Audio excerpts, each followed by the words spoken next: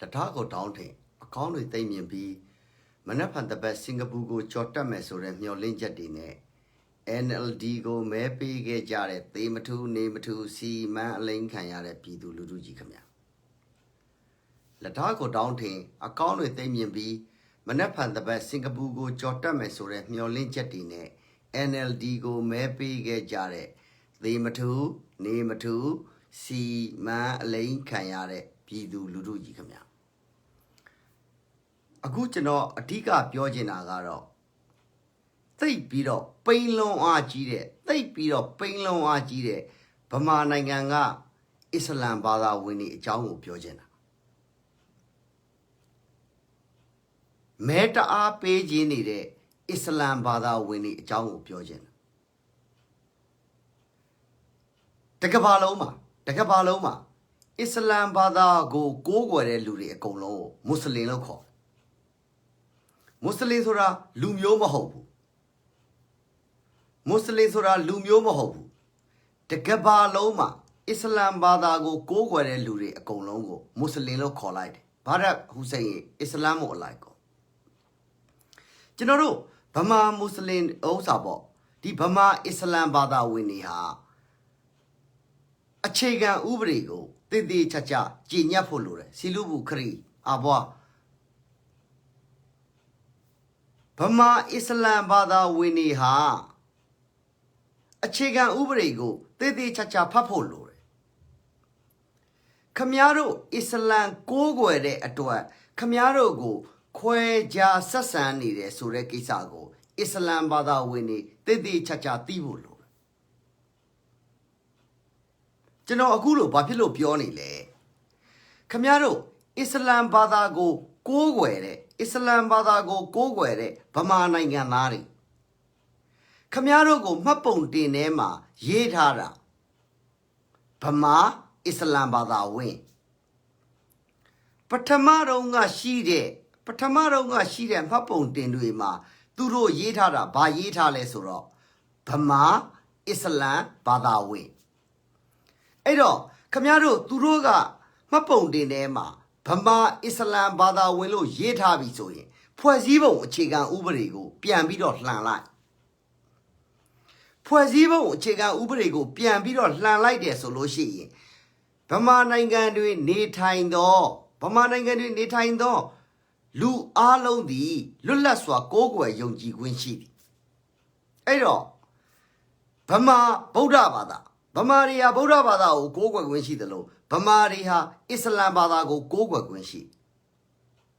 Edo, General, the Islam Bada go where Lunezuri go. Pama Ana Shine, no Pama Ana Shine, the Pama Soya Diga, Palumio, Quaja Tadale Surago, Islam Bada Winnie, Tede Chacha Tibo Lula. Arilumio Tapio, General no, Pama Islam Bada Win. A chega ubre dema, Ludaya, Lulaswa, Goga Winchidi. The Kauta Biome, no Camaro and Nakau Biome, Jaipuso be Biore. Namajano Nakau Biome.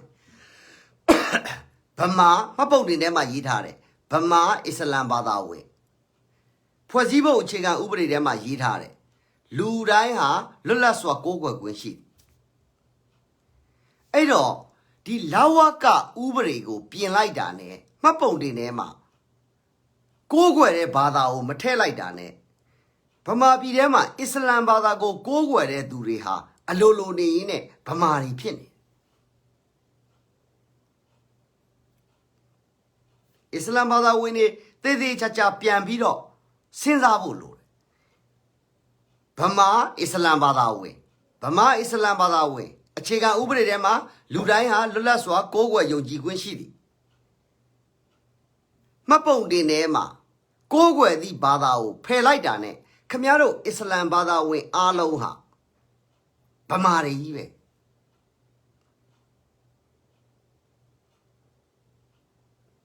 Arilo, Conyale, Driare, Arilo mio, Camiaro. Pamari Piteka, Camiaro, Neighbor Dwajaro, Pari Talo the lay. Camiaro, Patamaro, Camiaro, Mapon de Nema, Pama Islam Bada win pare, Haji Udanzi. Khamiaro Patama Podinema Pama Islam Badawe Khamiaro Tata Midiga Muilare Kajai Pama Oh Blubiomle Lumio Islam or Blugame Lumio Pama or Blugame Argentina or Pakistani or Eniari or go shout like Daha Pama Bima Islam Badago Gogwere at what Pine Quecha Bido Camaro Islam Bada Wing Louis Pama Bima Pia on lonely there so the Kisago Islam Bada Wing Lugiri Shini Diluriga Usauni de Duriga Camaro Islango Gogwere Pama Nangandari Pamari Thea Piopia Yameta she La like Shani Lumiao Kodambo in a piani Lumiao La like Shani Lumiao Kodambo you now can't have Toa lonely Lumiao Tago Janone Aku not only their tema Islam Bada Winnie Palau she the Lamadi Islam Bada Winnie Palau she need the Lamadi Camaro she needed Islam Bada Winnie ha Didi Chachago Tibo Lore Badago Pelaidane Naroha Alolo Neine Pamari Pinida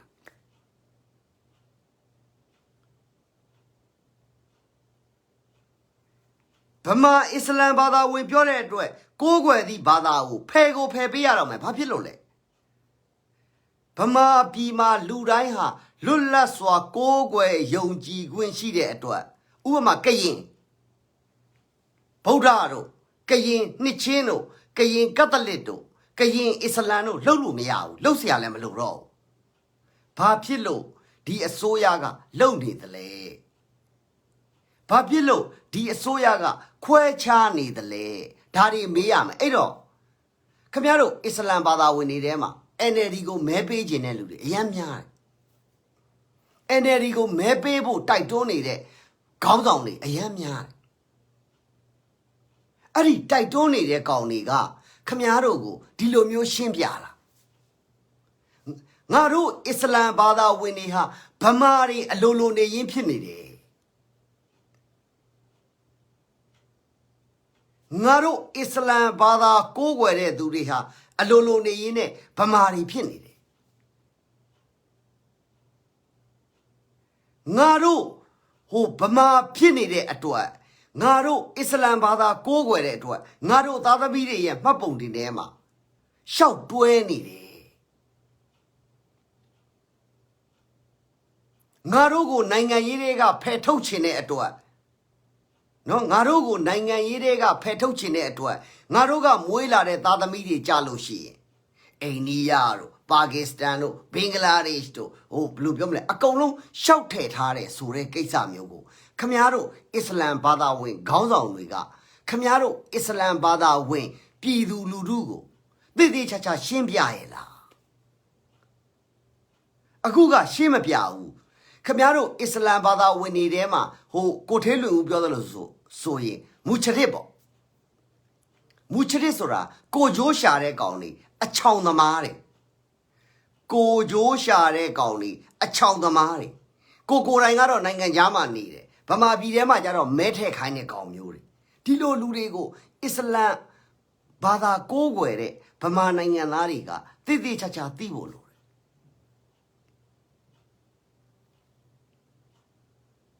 Rohingya Goma Bepe Haram Hopu Rohingya Goma Bepe Haram Hopu Pama Soyaga Yoma Jine Soloshi Kamiaro Goa Digao Apoaro Ho Bea Lalo Digao Abearo Bea Lalo Subiro Kamiaro Go Quaja Sasanoya Kamiaro Go Arilubio Nangaye Siboye Lumuye Bada ye, Dilomio Quaja Tare how, Camiaroga, Papilo, Medwa Bimale. Islam Bada with Bamana and Ario, Piora. Islam Bada go Piolo she, Camiaroga, Pamari Pima. Camiarogo, Elu, Pamari Pima Sure to it. Pakistano, Eniaro, Sweated Hare Surao. Islam Bada win, Pamari, Didi Chacha Tibolo. အဲ့ဒီလိုမျိုးခမရတို့ကိုအခုခမရတို့ရွေးချယ်မယ်ခမရတို့မဲပေးမယ်ဆိုတဲ့အစိုးရကငါတို့မင်းတို့အစ္စလမ်ဘာသာဝင်တွေကိုဗမာတွေကိုအစ္စလမ်ဘာသာဝင်ကိုးကွယ်တဲ့အတွက်ခွဲခြားမှုမရှိအောင်ရှောက်ဖယ်တာတွေရှောင်းတာတွေကျင်တာတွေမလုပ်အောင်ငါတို့ဘာတွေအကူအညီပေးမယ်ဘာတွေလုပ်မယ်ဆိုပြီးခမရတို့အစ္စလမ်ဘာသာဝင်တွေကိုဂတိပေးတာရှိတယ်ဘယ်ပါတီကဂတိပေးလဲဘယ်အစိုးရကဂတိပေးလဲဘသူကဂတိပေးလဲဘာမှဂတိမပေးဘဲခမရတို့ကဘာဖြစ်လို့မဲသွားပေးရမှာလဲ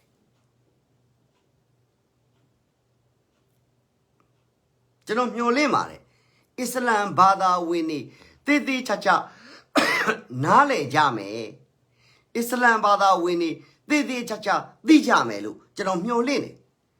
အခုကျွန်တော်ကြည့်နေတဲ့ကျွန်တော်ပြောနေတဲ့ live ကိုဒါကျွန်တော်အတွေးခေါ်လေးနဲ့ကျွန်တော်ပြောတာကျွန်တော်ထက်ပိုသိတဲ့လူတွေအများကြီးရှိဒီလူတွေဟာတေးသေးချာချာသိတင်တယ်ငါဟာဗမာနိုင်ငံသားဖြစ်တယ်ငါမွေးလာတဲ့သားသမီးကြတော့မှငါဟာဗမာနိုင်ငံသားအစ္စလမ်ဘာသာကိုးကွယ်တဲ့သူဖြစ်တယ်ငါမွေးလာတဲ့သားသမီးကြတော့မှလောက်ဝကဖြည့်ကျင်တာဖြည့်တယ်လှုပ်ချင်တာလှုပ်တယ်ဆိုတဲ့ဟာကိုလက်ခံလို့မရဘူးခင်ဗျားတို့ကိုတင်အောင်ထပ်ပြီးတော့ပြောအောင်မယ်ကျွန်တော်မတိမကြပဲနဲ့ကျွန်တော်မပြောဘူးကိုးကွယ်တဲ့ဘာသာကအစ္စလမ်ကိုးကွယ်တဲ့ဘာသာကအစ္စလမ်မှတ်ပုံတင်ထဲမှာအဲ့ဒီအစ္စလမ်တွေကပြီးရင်ပြီးရောဆိုပြီးဗုဒ္ဓဘာသာထည့်နေတဲ့လူတွေအများကြီးပဲရှိတယ်ဗမာပြည်မှာကျွန်တော်ထပ်ပြီးတော့ပြောအောင်မယ်နော်ခမည်းတော်ဒီအစ္စလမ်ဘာသာဝင်တွေဟာကိုကိုးကွယ်တယ်ကိုယုံကြည်တဲ့ဘာသာကိုခိုင်ခိုင်မြဲမြဲနဲ့ဆွဲမြဲထားဒါပေမဲ့ခမည်းတော်မှာအဲ့လိုမလုပ်နိုင်ဒီအစိုးရကအသုံးမကျလို့စစ်တပ်အစိုးရကအသုံးမကျလို့ခမည်းတော်ကိုဒုက္ခပြီးတော့ကိုးကွယ်တာကအစ္စလမ်တောက်ကြနေတိုင်းဗလီသွားတယ်တရက်ကိုအိမ်မှာငါးကဝတ်ပြုတယ်မှတ်ပုံတင်ထဲမှာဗုဒ္ဓဘာသာဆိုပြီးဖြစ်နေတဲ့သူတွေဗမာအစ္စလမ်ဘာသာဝင်အတိုင်းဝိုင်းထဲမှာအများကြီးရှိကျွန်တော်တို့ကယဉ်နာတယ်ကျွန်တော်စိတ်မကောင်းဖြစ်တယ်ဘာဖြစ်လို့လဲသူကိုးကွယ်နေတဲ့ဘာသာကိုအသက်ရှင်ယက်တည်ရေးအတွက်ပြောင်းပြီးတော့လိန်ပြီးတော့ထဲ့တာကျွန်တော်တကယ်စိတ်မကောင်းဖြစ်တာ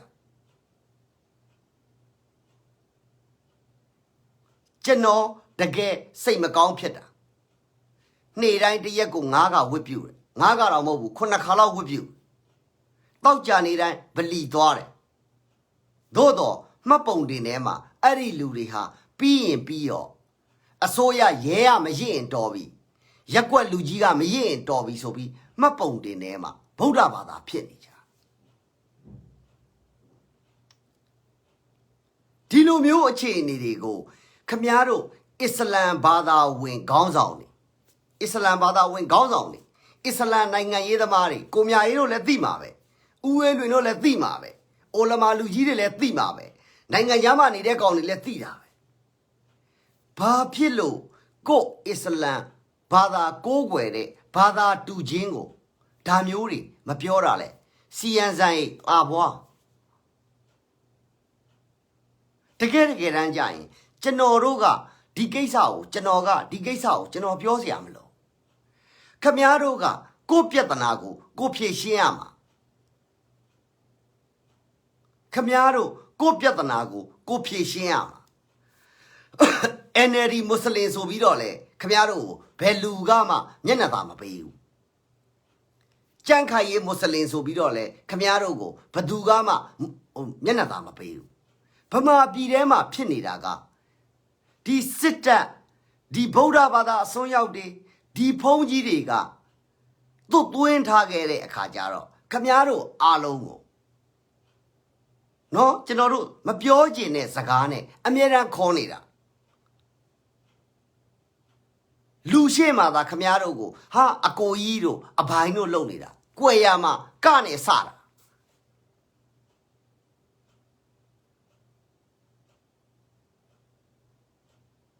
အဲ့တော့ခမည်းတော်နိုင်ငံရချားမှနေတယ်ခမည်းတော်အမှန်တရားကိုပြောပါနိုင်ငံရချားမှနေပြီဆိုရင်အမှန်တရားကိုပြောပါ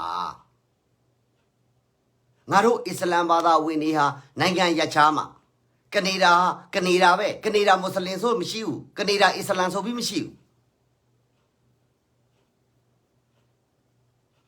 ဖင်လန်နိုင်ငံရောက်လာတဲ့ဖင်လန်မွတ်စလင်ဆိုပြီးမရှိဘူးဖင်လန်အစ္စလမ်ဆိုပြီးမရှိဘူးဒီလိုဟာတွေကိုဗမာပြည်မှာဒါကကိုရတဲ့ရလိုက်တဲ့အခွင့်အရေးမဟုတ်ဘူးကိုရဲ့မွေးရပါတယ်ကမဖြစ်မနေရတဲ့ရလိုက်တာမဟုတ်ဘူးမဖြစ်မနေရရမယ်ဟုတ်ဘယ်လိုပြောမလဲအခွင့်အရေးတွေလူတွေကပြောကြတယ်ဗာလဲရတဲ့ရလိုက်တဲ့အခွင့်ရတဲ့ရလိုက်တဲ့အခွင့်အရေးမဟုတ်ဘူးမဖြစ်မနေရရမယ်အခွင့်အရေးဒီလိုအခွင့်အရေးတွေတောင်မရှိဘဲနဲ့ဘယ်အစ္စလမ်ဘာသာဝင်ကမဲသွားပေးမှလဲ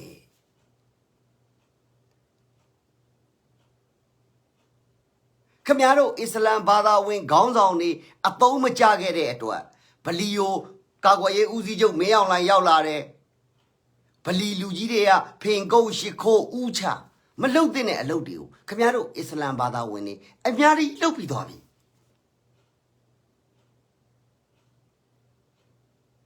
ကျွန်တော်ထပ်ပြောဦးမယ်နော်ဗလီယိုမင်းအောင်လှိုင်ရောက်လာဒီအစ္စလမ်ဘာသာဝင်တွေကိုတပ်ဖြတ်ဖို့အတွက်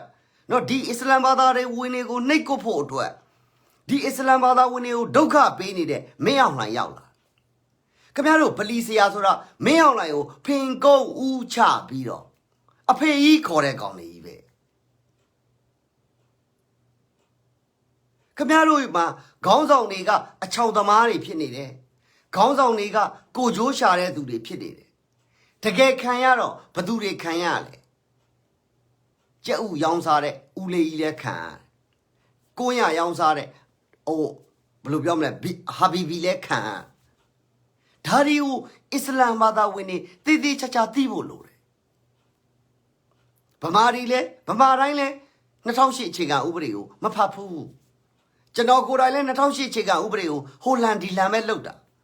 ခင်ဗျားတို့အစ္စလမ်ဘာသာဝင်တွေထဲမှာလဲအခြေခံဥပဒေကိုဖတ်ဖူးတဲ့သူကတော်တော်နည်းတယ်မပုံတွေကိုကြည့်လိုက်ဘာသာကိုဖယ်လိုက်ငါတို့ဟာဗမာတွေဖြစ်နေတယ်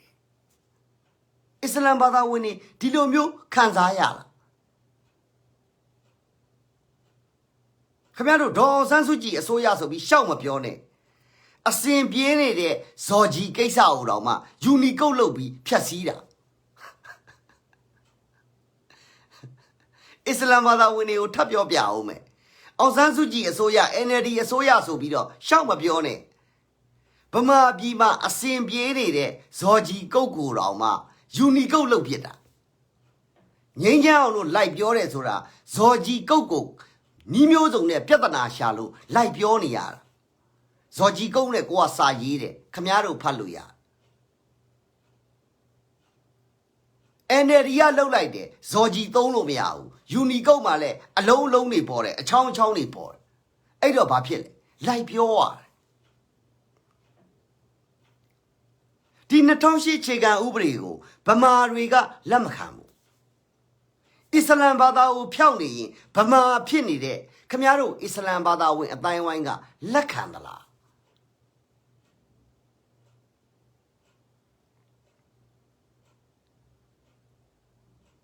2008အခြေခံဥပဒေကိုဗမာတွေလက်မခံတိုင်းရင်းသားတွေလက်မခံတကဘာလုံးကလက်မခံဗမာအစ္စလမ်ဘာသာဝင်ဖြစ်နေတဲ့အတွက်အစ္စလမ်ကိုဖြုတ်လိုက်ရင်ဗမာတွေဖြစ်နေတဲ့ခမားတို့အစ္စလမ်ဘာသာကိုကိုးကွယ်တဲ့လူနည်းစုကလက်ခံလားလက်ခံရင်မဲသွားပေးပေါ့လက်ခံရင်မဲပေးအစ္စလမ်ဘာသာဝင်လူနည်းစုက2008အခြေခံဥပဒေကိုလက်ခံရင်မဲသွားပေးပေါ့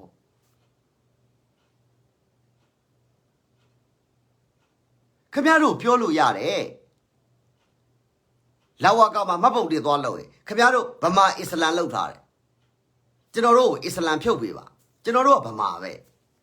ကိုးကွယ်တဲ့ဘာသာဆိုတာရင်ဘတ်ထဲမှာထားရမှာမတ်ပုတ်တွေထဲမှာထားလို့ရတဲ့ကိစ္စမဟုတ်ဘူးခင်ဗျားတို့ကိုးကွယ်တာအစ္စလမ်ဘာသာကိုးကွယ်တာစာရွက်ထဲမှာရှိစီရမလို့ဘူးရင်ဘတ်ထဲမှာရှိဖို့လိုတယ်ဥနောက်ထဲမှာရှိဖို့လိုတယ် Narogo, di Mapon dinema, Bama Islam sobi, Islam bada win pite to, Quaja Sasan Kani Yaresui. Sautea pay like or Arilo Mahopene, Yimbatema Allah. Mapon dinema, Boda bada pini, Camiaro Gura, Lulani pini. General Tabido Camaro, Piovame, Camaro Islam bada winnie demabe. Mapon dinemaga, Boda bada. Apiemaga, Allah. Tilo lude shine.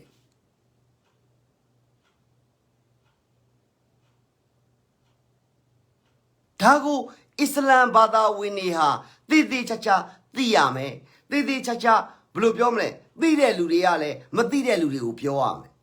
Matide ludiale, Dion Juzam.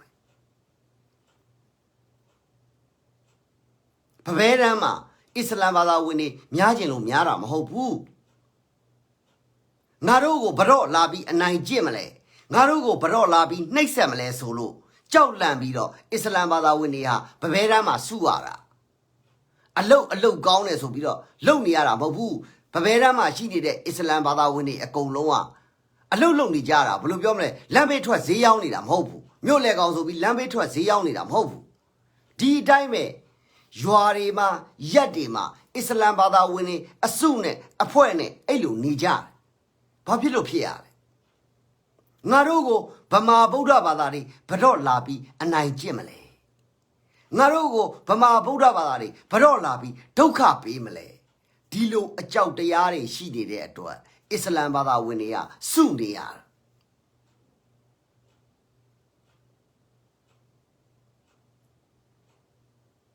Camaro Islam Bada Winnie, Janone Kenelu, she. Chani Aini Wet Hajar. Nasani yara, Tomani yew. General Tabi of Yom, Janone Kene, Islam bada winnie she. Sweet down Yaru Baroma, Aini she. Nasara, Tomani yew. Ialano Baroma, Islam bada winnie pine, Aini she.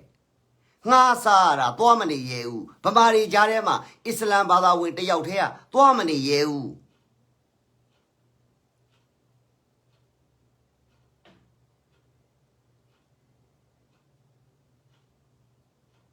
Tago, Islam bada winiga Yadin Yadaide, a queen yellow, Brahma Bione. No, Islam bada winiha, Yadin Yadaide, a queen yellow, Brahma Bione. Yago Yayame, a queen yego, Mayara. Yadin Yadaide, a queen yemahopu. Yago Yayame, a queen yego, Mayara. Muyaba, a queen yego, Mayara.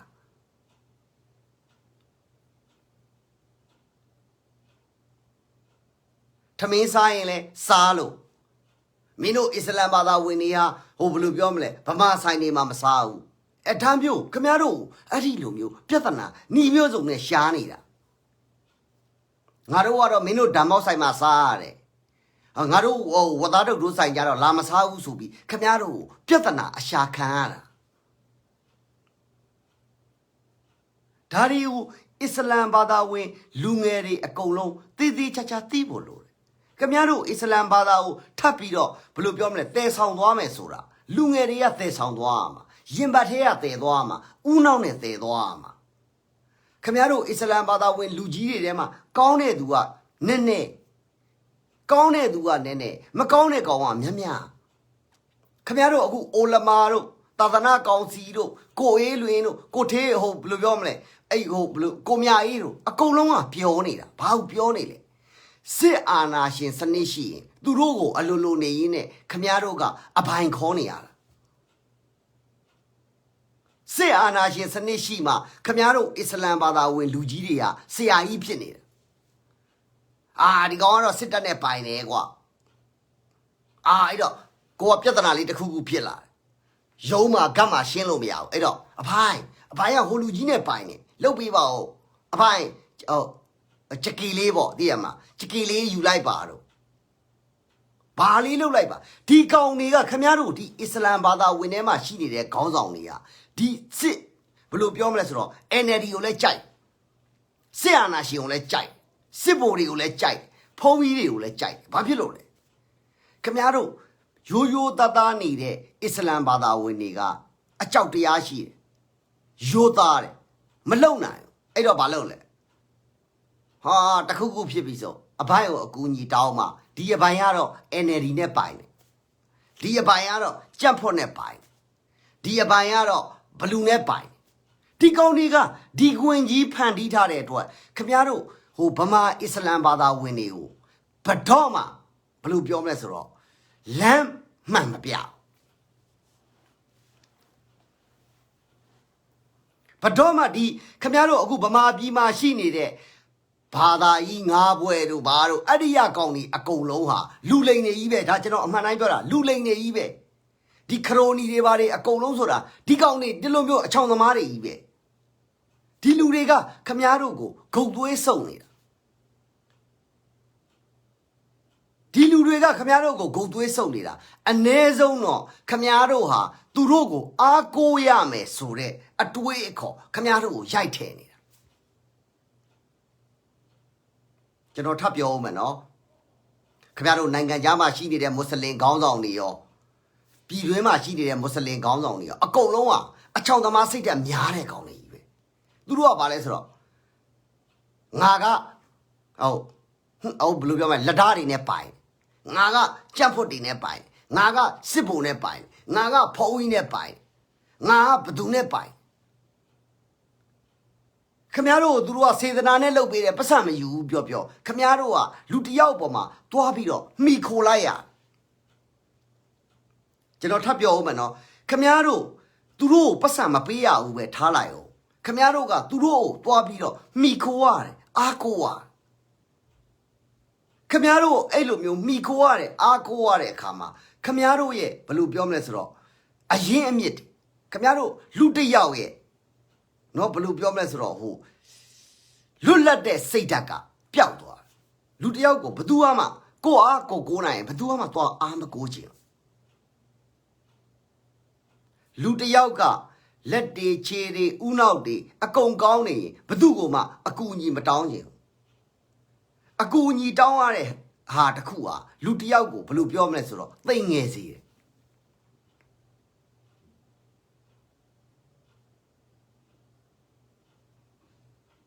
ဒါမျိုးကို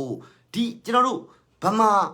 အစ္စလမ်ဘာသာဝင်တွေတည်တည်ချာချာသိစေချင်တယ်ဒါကြောင့်မလို့ကျွန်တော်စကလုံးကိုတည်တည်ချာချာရွေးပြောတယ်ဗမာအစ္စလမ်ဘာသာဝင်ဗမာအစ္စလမ်ဘာသာဝင်ကျွန်တော်မွတ်စလင်လို့မခေါ်ချင်ဘူးကျွန်တော်သိမ့်ကြုံပြီးတော့သိတယ်မလားမွတ်စလင်ဆိုတာတကဘာလုံးမှာအစ္စလမ်ဘာသာကိုးကွယ်တဲ့လူတွေအကုန်လုံးမွတ်စလင်လို့ခေါ်တာမွတ်စလင်ဆိုတာလူမျိုးမဟုတ်ဘူးလူအဖွဲ့အစည်းတစ်ခုပဲဒီကိုးကွယ်ယုံကြည်မှုနဲ့ပတ်သက်ပြီးခေါ်ထားတာမွတ်စလင်လူမျိုးဆိုတာမရှိဘူးမွတ်စလင်နဲ့လူမျိုးကိုတွားပြီးတော့ရောလို့မရဒါကြောင့်မလို့ကျွန်တော်ကဗမာအစ္စလမ်ဘာသာဝင်ဆိုပြီးတော့လုပ်နေတာဒီတော့ခမရတို့ဒီအစ္စလမ်ဖြုတ်လိုက်ရင်ခမရတို့ကဗမာတယ်ဗမာနိုင်ငံသားတွေတန်းလူအခွင့်အရေးရရမယ်ဗမာနိုင်ငံသားတွေဤသူလောက်ကင်စားတောင်းနိုင်ရမယ်ဗမာနိုင်ငံသားတွေဤသူလွတ်လပ်စွာကိုးကွယ်ခွင့်ရှိရဒီဘာသာရေးကြောင့်ခမရတို့ကိုဒုက္ခပေးလို့မရဘူးခမရတို့ကိုပြဿနာရှာလို့မရဘူးအလွမ်းစကားတွေပန်းစကားတွေဆိုပြီးတော့ဟိုပန်းလာပြီးတဲ့ကောင်ဖတ်နန်းနေစရာအကြောင်းမရှိကျူလာပြီးတော့ကျူးကြော်တဲ့ဒုက္ခပေးတဲ့ကောင်ကိုဖမ်းเสียအကြောင်းပဲရှိကျွန်တော်ထပ်ပြောဦးမယ်နော်ဟိုအလွမ်းစကားတွေပန်းစကားတွေနဲ့သိတယ်မလားလာပြီးတော့ပြဿနာဖြေရှင်းပေးတဲ့သူတွေကိုကျွန်တော်တို့ကကျေးဇူးတင်စရာအကြောင်းလည်းမရှိဘူးကျွန်တော်တို့ကစောင့်နေစရာအကြောင်းလည်းမရှိဘူးကျွန်တော်တို့အေးချမ်းနေတဲ့ဗမာအစ္စလမ်ဘာသာဝင်တွေကိုလာပြီးတော့စော်ကားတဲ့ကောင်တွေကိုဖမ်းဆီးအရေးယူဖို့ပဲတာဝန်ရှိတယ်အခုကတော့ဘယ်လိုဖြစ်နေလဲအစ္စလမ်ဘာသာဝင်တွေကဘာသာကြီးငါးပွဲရကောင်တွေကိုလည်းအာကုန်နေရဆရာကြီးတို့လှုပ်ပါဦးဆရာကြီးတို့လှုပ်ပါဦးဥရဲလွင်ကဲပါဦးကိုမြအေးခမရဒေါင်းနေနဲ့ပိုင်နေလှုပ်ပါဦးကိုတင်မောင်တန်းခမရဒေါင်းနေနဲ့ပိုင်နေလှုပ်ပါဦးဟိုးစားပေါ့ကိုထေးဝင်းကိုအောင်စောဝင်းခမရတို့ကသိရမှာဖွတ်တင်နဲ့ပိုင်နေလှုပ်ပါဦးနိုင်ကြရုပေါ့လှုပ်ပါဦးဒါရီယာတိုင်းပြည်မှာဒီလိုဆက်သွားလို့မရဘူးတိုင်းပြည်မှာဒီလိုဆက်သွားလို့မရဘူးကျွန်တော်အမှန်တိုင်းကျွန်တော်ပြောတာကျွန်တော်ခင်ဗျားတို့အစ္စလမ်ဘာသာဝင်တွေကိုချစ်တယ်ဆိုတဲ့အကြောင်းရှိအတင်းချစ်နေတာမဟုတ် ခမရတို့တကယ်အစ္စလမ်ဘာသာဝင်အစ်စ်တွေကိုဘာဖြစ်လို့ကျွန်တော်ချစ်လဲခမရတို့အတိုးစားလို့မရဘူးဘာဖြစ်လို့အတိုးစားလို့မရဘူးလို့ဒီကိုရန်ကျမ်းမြတ်ထဲမှာထည့်ထားလဲလူပေါ်လူစော်မလုပ်နဲ့ကိုလှုပ်အားနဲ့ကိုစားမင်းလှုပ်အားမပါရင်အတိုးမစားနဲ့ဒီဟာကိုကျွန်တော်ကအရင်ဆုံးစသိတဲ့အချိန်မှာကျွန်တော်ချစ်တာကျွန်တော်မလိုက်နိုင်တဲ့အတွက်ကျွန်တော်ဟာအစ္စလမ်ဘာသာဝင်ဘယ်တော့မှမဖြစ်ဘူးဘာဖြစ်လို့လဲဆိုတော့ဝတ်သားမစားဘူးလို့အရက်မတောက်ရဘူးလို့ဖဲမရရဘူးလို့ထီမထိုးရဘူးလို့ဘယ်လိုပြောမလဲကိုကတာဝန်မယူနိုင်ရင်မိမတော်မှယူလို့မရဘူးလို့ဒါမျိုးတွေပြညတ်ထားတော့ကျွန်တော်မလိုက်နိုင်ဒါကျွန်တော်အမှန်တိုင်းပြောတာ၄ယောက်ယူဖို့မပြောနဲ့ကိုရန်ကျမ်းထဲမှာမင်းတာဝန်မယူနိုင်ရင်မိမတော်ယူလို့မရဘူးဆိုတဲ့ဟုတ်ပြညတ်ချက်တွေပါတယ်ဒါဟုတ်ဗမာပြည်မှာခင်ဗျားတို့ကအခုကြမှာဘာသာပေါင်းစုံကဟိုဂျမားထွက်တယ်ဆိုပြီးတော့ကြော့ပါရဲ့ဖွန်လိုက်ကြောင်းနေတာမျိုးဒါမျိုးကိုကျွန်တော်ပြောတာမဟုတ်ကျွန်တော်နဲ့တွေ့ဘူးတဲ့အစ္စလမ်ဘာသာဝင်တွေဆိုလို့ရှိရင်မိန်းမတယောက်ကိုတောင်မှဟိုအနိုင်တင်ကျွေးဖို့အနိုင်ဖြစ်တော့ဘယ်လိုပြောမလဲဆိုတော့ကျန်းနေပါလေခဏထားကိုဝင်တားစီတောက်ရတာနဲ့ဟိုဘယ်လိုပြောမလဲလရှောင်ရတာနဲ့ဒါမျိုးတွေနဲ့ဟိုဘယ်လိုပြောမလဲကြုံဘူးတဲ့ဒီအစ္စလမ်ဘာသာဝင်တွေကိုအဲ့တော့အစ္စလမ်ဘာသာဝင်အမျိုးသမီးတွေလည်းသူ့ဟာနဲ့သူကာကွယ်ဆေးတွေသုံးနေရတာပဲခင်ဗျားတို့အခုဖြစ်နေတာကဒီအိုလမာတွေစစ်တပ်နဲ့ပေါင်းတဲ့ကောင်တွေစစ်တပ်ကဖွဲ့ပေးထားတဲ့ကောင်တွေခရိုနီတွေဒီလူတွေကကျွန်တော်တို့အစ္စလမ်ဘာသာအတိုင်းအဝိုင်းလူမှုအတိုင်းအဝိုင်းကိုဖျက်ဆီးနေတာအဲ့ဒီကောင်တွေကြီးပဲစစ်တပ်နဲ့ပေါင်းတဲ့ကောင်တွေဟုတ်ငှက်ဘ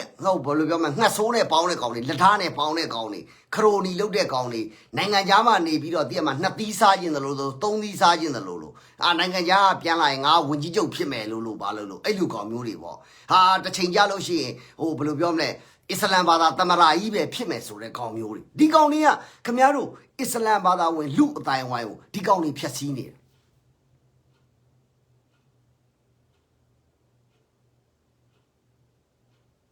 ခင်ဗျားတို့အစ္စလမ်ဘာသာဝင်လူအတိုင်းဝိုင်းကိုဖျက်ဆီးနေတာအဲ့ဒီကောင်တွေကြီးပဲဒါဟုအစ္စလမ်ဘာသာဝင်လူငယ်မျိုးဆက်သစ်တွေကတည်တည်ချာချာသိဖို့လိုတယ်ဒါဟုအစ္စလမ်ဘာသာဝင်လူငယ်မျိုးဆက်သစ်တွေကတည်တည်ချာချာသိဖို့လိုတယ်အလာရှင်မြတ်ကငါတို့ရဲ့ခန္ဓာကိုယ်မှာတည်တာမှတ်ပုံတင်ထဲမှာတည်တာမဟုတ်ဘူးပိုင်သူကြီးဘွားမအိတ်နဲ့哦ဒင်ပဲကျော်ကြီးဘွား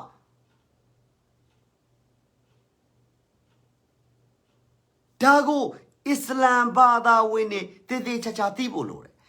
ဒီကိုရန်ကျမ်းမြတ်ကိုတည်တည်ချာချာဖတ်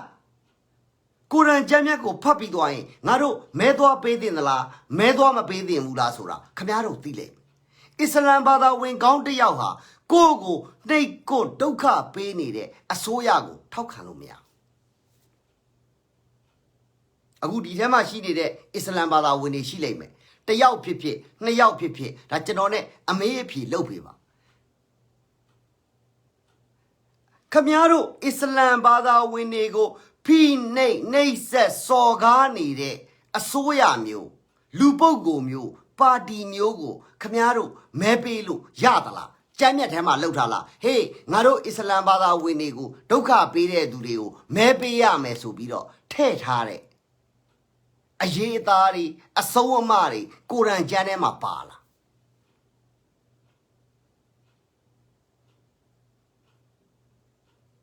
ကျွန်တော်စောင့်နေတယ်ကျွန်တော်စောင့်နေတယ်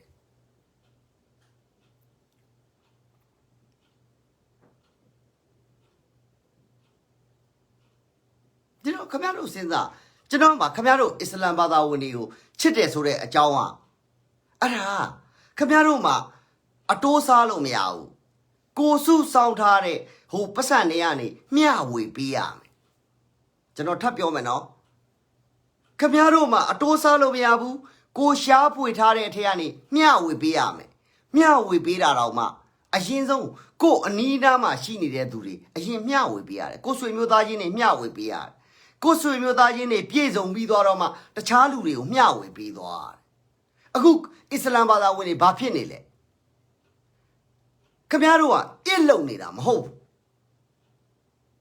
ပူဇော်နေတာမဟုတ်ဘူးခင်ဗျားတို့ဂုံတုဂုံပြိုင်လုပ်နေတာငါကနွားတကောင်ပေါ်နိုင်တယ်နွားပေါ်ပြီးသွားရင်အကုန်လုံးကိုဝေပေးတာမဟုတ်ဘူးအချောက်လုံးလိုက်စီဘယ်လိုပြောမလဲစီနှက်ပြီးတော့ကိုယ့်အိမ်ထဲမှာစားဖို့ခင်ဗျားတို့လုပ်နေတာဘလောက်ရှက်ဖို့ကောင်းတယ်လေခင်ဗျားတို့ကအစ္စလမ်ဘာသာဝင်တွေကိုဖျက်နေတာအဲ့ဒီကျွန်တော်ပြောနေတဲ့ခေါင်းတွေကြီးပဲ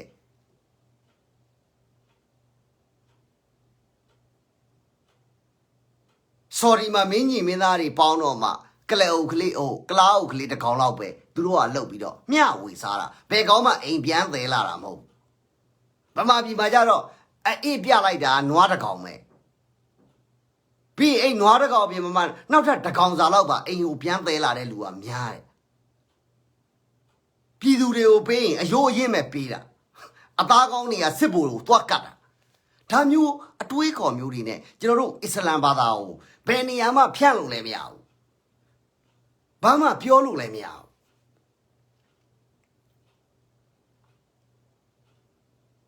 ငြိမ်းချမ်းအောင်ကြောင့်ဘယ်ဖျားမှဒုက္ခမရဘူးဖျားတွေကအယံကောင်းတယ်ဂျီဇက်ခရိုင်လည်းထုတ်ထားတဲ့စီကန်းတွေကအယံကောင်းတယ်နော်အလာရှင်မြတ်တို့ကိုရန်ကျမ်းမှာရေးထားတာတွေလည်းအယံကောင်းတယ်တိပိဋကဘုံဘုံမှာရေးထားတာလည်းအယံကောင်းတယ်ကိုကမလိုက်နိုင်ဘူးကျွန်တော်ကလူဆိုတော့ကျွန်တော်မလိုက်နိုင်ဘူးအဲ့တော့မလိုက်နိုင်တဲ့အခါကျတော့ဖျားတွေနဲ့ခတ်ဝေးနေတယ်အဲ့တော့ငင်းကြအောင်ကဘာသာမဲ့ဆိုရင်ကိုကြောင့်အလာရှင်မြတ်လည်းဒုက္ခမရဘူးကိုကြောင့် Jesus Christ ရဲ့ဒုက္ခမရဘူးကိုကြောင့်ဂေါရမမြတ်စွာဘုရားလည်းဒုက္ခမရဘူးကိုကြောင့်လက်ချမီးမဲ့တော်ကြီးလည်းဒုက္ခမရဘူးခမားတို့ကဘာသာကိုးကွယ်တယ်ဆိုရင်အဲ့ဒီဘာသာတရားမှာချမှတ်ထားတဲ့စီမင်းတွေစီကံတွေဆိုဆုံးမမှုတွေလိုက်နာနိုင်ဖို့အရေးကြီးတယ်မလိုက်နာနိုင်မဲနဲ့နာမည်ခံမလုပ်နဲ့ကျွန်တော်ထပ်ပြီးတော့လူငယ်တွေကိုပါပြောလိုက်အောင်မယ်ခမားတို့ဘာသာတရားကိုးကွယ်အဲ့ဒီကိုးကွယ်တဲ့ဘာသာတရားကချမှတ်ထားတဲ့စီမင်းတွေစီကံတွေလိုက်နာမလိုက်နာနိုင်မဲနဲ့နာမည်ခံမလုပ်နဲ့ခမားတို့အဲ့လိုနာမည်ခံလုပ်တဲ့အခါကျတော့ခမားတို့ကြောင့်အစ္စလမ်ဘာသာဝင်လဲအစ္စလမ်လဲနာမည်ပြတ်ခမားတို့ကြောင့်ဗုဒ္ဓဘာသာလဲနာမည်ပြတ်ခမားတို့ကြောင့်ဘယ်လိုပြောမလဲ Jesus Christ ရဲ့နာမည်ပြတ်ခမားတို့ကြောင့်လက်ချမီးမဲ့တော်ကြီးလဲနေစရာမရှိဖြစ်တယ်အဲ့တော့ကျွန်တော်ပြန်ပြီးတော့အဆုံးသတ်ပါတော့မနက်ဖြန်ကျရင်တော့ကျွန်တော်ဘကသကြောင်းသားတွေနဲ့ကျွန်တော်ချိတ်ထားနော်ဘကသကြောင်းသားတွေနဲ့ကျွန်တော်ချိတ်ထားတယ်ဘာဖြစ်လို့သူတို့ဆန္ဒပြရလဲဆိုတာပြောဖို့အတွက်အဲ့တော့အစ္စလမ်ဘာသာဝင်တွေကိုရန်ကျမ်းမြတ်ကိုပြန်ပြီးတော့ဖတ်လိုက်အစ္စလမ်ဘာသာဝင်တွေကိုရန်ကျမ်းမြတ်ကိုပြန်ပြီးတော့ဖတ်လိုက်ငါတို့ကိုဒုက္ခပေးတဲ့သူတွေငါတို့ကိုနှိပ်စက်တဲ့သူတွေငါတို့အကျိုးစီးပွားကိုပြတ်အောင်လုပ်တဲ့သူတွေငါတို့ကိုလှုပ်ရှားနေတဲ့သူတွေငါတို့မဲပေးသင့်သလား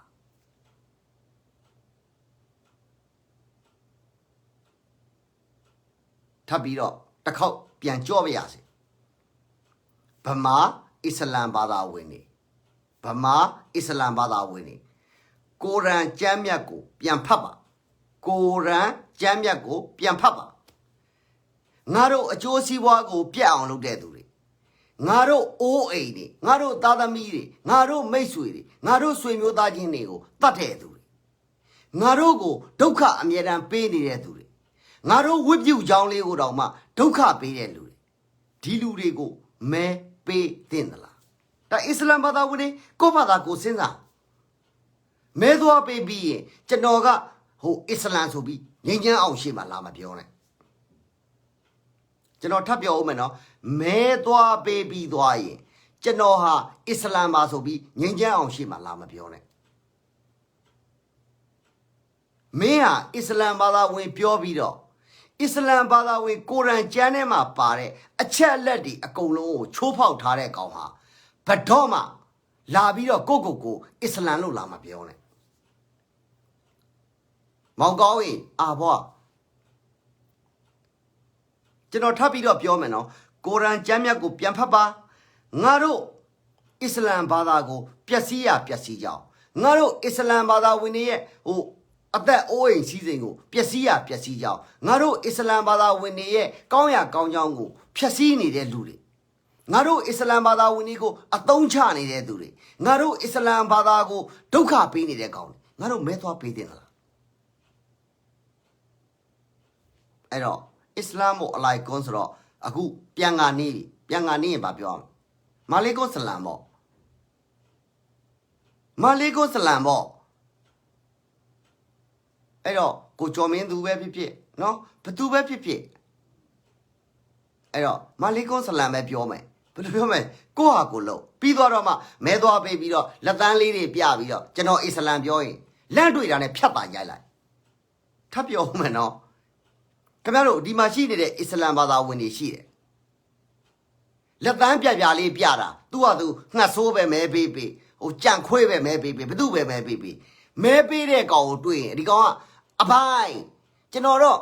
မဲပေးခဲ့ပြီမျက်ခွက်သာဖြတ်ရိုက်လိုက်ဘာဖြစ်လို့လဲအဒီကောင်ဟာကျမ်းစာကိုလည်းမလိုက်နာဘူးနော်ဘာသာတရားကိုလည်းမလိုက်နာဘူးဘယ်လိုပြောမလဲဆိုတော့အစ္စလမ်ဘာသာဝင်ကိုနာမည်ဖြတ်တဲ့ကောင်ဖြစ်နေတယ်အဲ့ဒါကြောင့်မလို့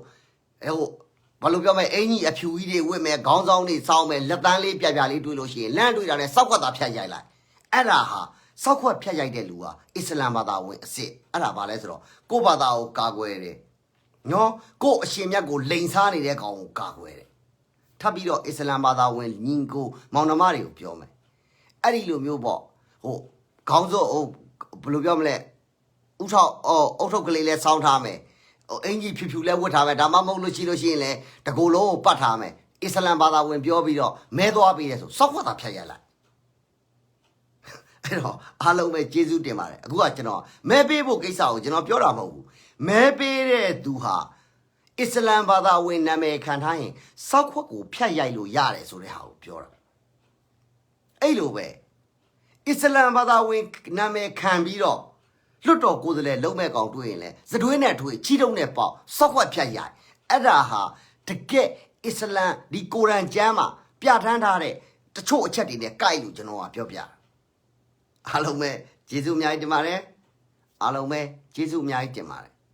ငြိမ်းချမ်းအောင်ဟာမွတ်စလင်တွေကိုဘာကြောင့်ချစ်တယ်လဲအတိုးမစားဘူးဝေမျှပေးလို့ပြောရင်တကိုယ်ကောင်းစိတ်ဓာတ်မရှိလို့အစ္စလမ်တွေကိုချစ်တာငြိမ်းချမ်းအောင်မှာအကျိုးနဲ့အကြောင်းနဲ့ရှိပါတယ်အစ္စလမ်ကောင်မလေးတွေပေါ့ဒါနောက်ဆုံးပြောတာသူတို့အဲ့လိုမျိုးမျက်လုံးတွေပိတ်ရင်တော့ငင်းညအောင်မကြိုက်ပါဘူးဘာဖြစ်လို့လဲဆိုတော့ချောလားမချောလားကိုမမသိရတာဒါကြောင့်မလို့ဗမာဆန်ဆန်လေးဝတ်ကြပါကျွန်တော်ကိုချစ်ရင်ဗမာဆန်ဆန်လေးဝတ်ကြပါချောသည်ဖြစ်စေမချောသည်ဖြစ်စေနည်းနည်းလေးကြည့်လို့ရအောင်ပေါ့အားလုံးပဲကျေးဇူးအများကြီးတင်ပါတယ်ငင်းညအောင်ကတော့ဘယ်သူမှမရိမ့်မကျင့်ပါဘူးစစ်တပ်ကိုကြောက်လို့ခင်ဗျားတို့ဝေးရတဲ့ကိစ္စကိုလည်းကျွန်တော်တို့နားလဲပါတယ်ကျွန်တော်အမှန်တိုင်းပြောတာအစ္စလမ်ဘာသာဝင်တွေဘာဖြစ်လို့စာရီခြုံရလဲစစ်တပ်ကကောင်တွေမရင်းကျင့်နေလို့ဗမာဘုံကြီးတွေမရင်းကျင့်နေလို့ဒါကြောင့်မလို့ဝေးရတယ်သို့တော့ငင်းညအောင်လာပြီဆိုရင်တော့နည်းနည်းလေးရွေးထားပါမဟုတ်ဘဲနေလို့ရပါတယ်အားလုံးကျေးဇူးများတင်ပါတယ်ငင်းညအောင်လည်းခင်ဗျားတို့ထပ်ပြီးတော့တွေ့ကြသေးတာပေါ့မနေ့ကျလို့ရှိရင်သေချာတွေ့ပါမယ်